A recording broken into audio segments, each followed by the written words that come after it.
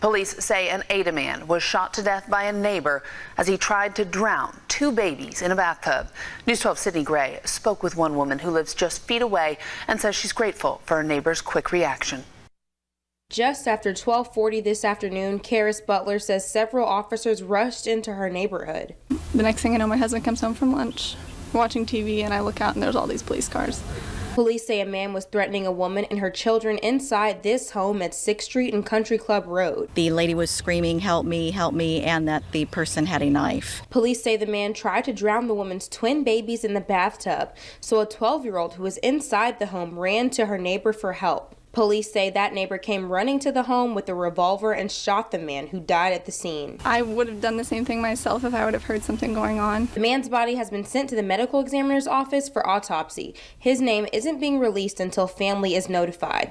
Police say the babies are stable and being treated at an Oklahoma City hospital. Their grandfather tells us off camera that he's just grateful they are safe. I always hate to hear that kids get hurt or injured or anything like that. It always breaks my heart. Police are not identifying the neighbor who shot the man, and no word on whether any charges will be filed. They say they are just beginning their investigation. In Ada, Sydney Gray, News 12.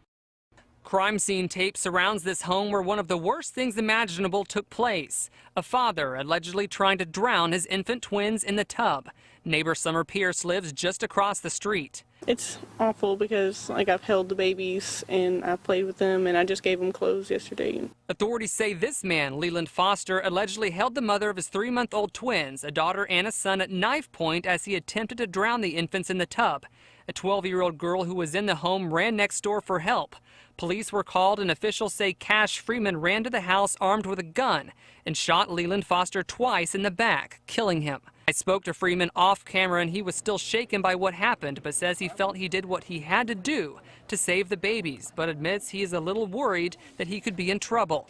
Summer Pierce doesn't think he should be. I think he did the right thing because who knows what would happen, because who knows what happened to the babies if he wouldn't have intervened. They might have not made it.